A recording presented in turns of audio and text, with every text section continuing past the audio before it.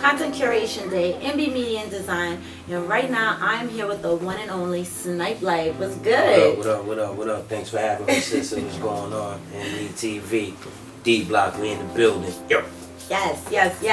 All right, so the first thing I have to ask you, because your rhymes is dope, Thank you. I want to know what the studio process is like. When you get into the studio, what's that like?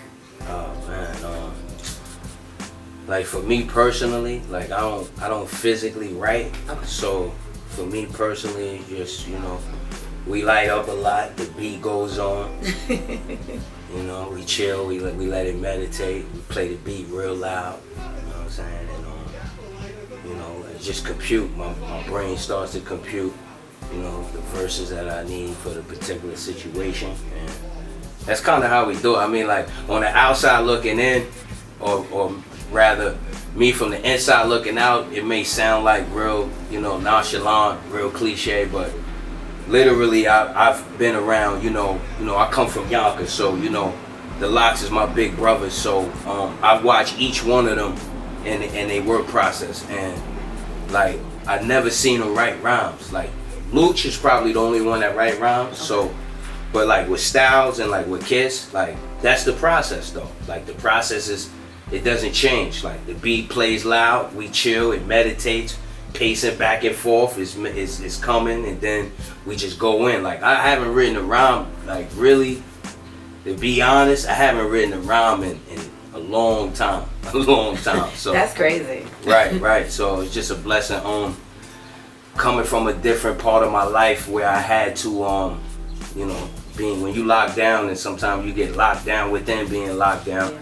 Going to the box, you don't got no pen, you don't got no paper. So like for me, that's where it started. You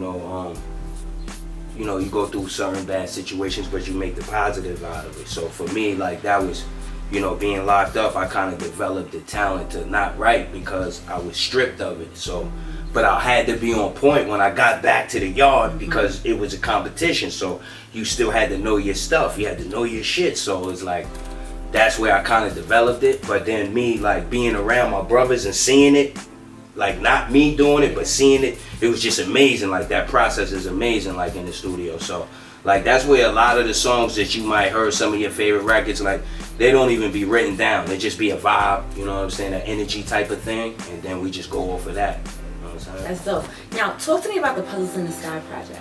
Oh man. A little bit about the subject matter, the concept.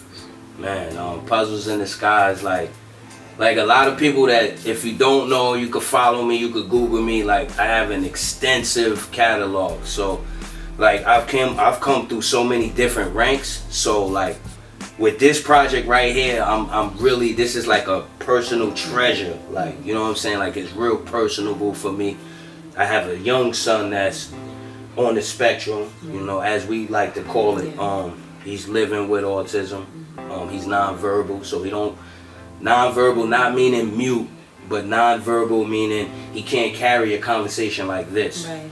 So we get spotted words, we get, put together sentences, but it take a lot of hard work, tireless effort. And, my son came from literally not saying any words to like being able to fully understand this and communicate back with enough words that you would understand. So like, and that takes a lot, trust me, it's a lot of families like all across the world that like deal with this, and they can attest to that. But I just wanted to use my platform because music is my life. That was my first passion, you know what I'm saying? It's something that I always dreamed of doing, rocking big stages, having crowds know me and say my name and go back and forth. I came from that era, so that was always my dream. So I just figured, with my personal life, I'd rather blend it with hip hop and just kind of put a project together where, that just kind of saying to people that it's okay to have autism. If you don't know about autism, kind of giving you a couple of jewels about autism and just better understanding, having better awareness, approaching situations with more compassion, being more thoughtful. So that's what this project Puzzles in the Sky is really about, because if you look in hip hop right now, no one's ever done this, no one. So I also hang my hat on that. You know what I'm saying? The fact that it's so personable for me, but it's a one of one. You know what I'm saying? No one has ever done it.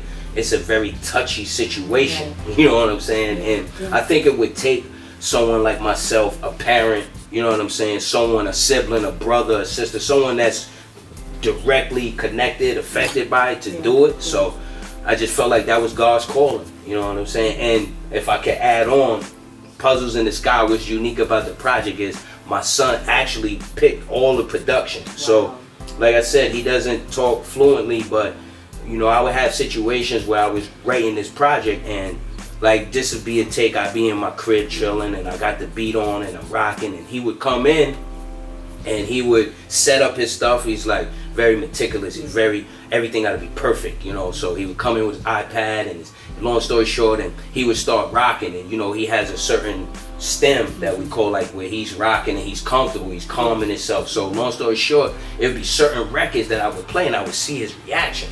And I would say, hey Jaden, what you think about this? And he like, you know, and it went piece by piece by piece. Yeah. And then when I got him to the studio, we played it back, and it just the look on his face just made me, I knew like this was it, like, you know what I'm saying? So yeah, that was the whole process behind it. You know what I'm saying? I definitely applaud you for that, because we definitely need to raise awareness for autism. So that's really dope. Now, when we're talking about rapping and the industry, the music industry on a day-to-day level, what do you think your biggest battle is? I mean, we all fight, I guess, different battles and stuff like that, right? But I guess for me, it's like the like I'm motivated by the pressure. Like I need the pressure. Like I need to. In other words, like my biggest battle is like being stagnant. Like I can't be still. Like I'm very, like that's how my energy is naturally, physically. I'm a busybody. So like my mind, I'm a Sagittarius by sign, so I'm a deep thinker, and we overthink things all the time. Sometimes it's good, sometimes it's bad, but that's a Sag for you. Overthink, overanalyze. So I'm always moving, so it's like just keeping up with my big brothers, you know what I'm saying? Like, you know, it's a game of either you playing checkers or you playing chess. You know, and when you in the room with legends, you know, you're playing chess and you're playing with chess masters. So you have to step your game up, you gotta be sharp, you gotta be on your point, and you have to inspire. So just imagine, you know, and you could look back at all of their interviews, like they all say the same thing, like a part of their process is the inspiration that we give them. You know what I'm saying? So we get, it's not just like, oh, you know, you rapping with Jadakiss and Styles P and Sheek Louch, but we giving them the same energy to make them, you know what I'm saying? Like they've been in the game 20 years.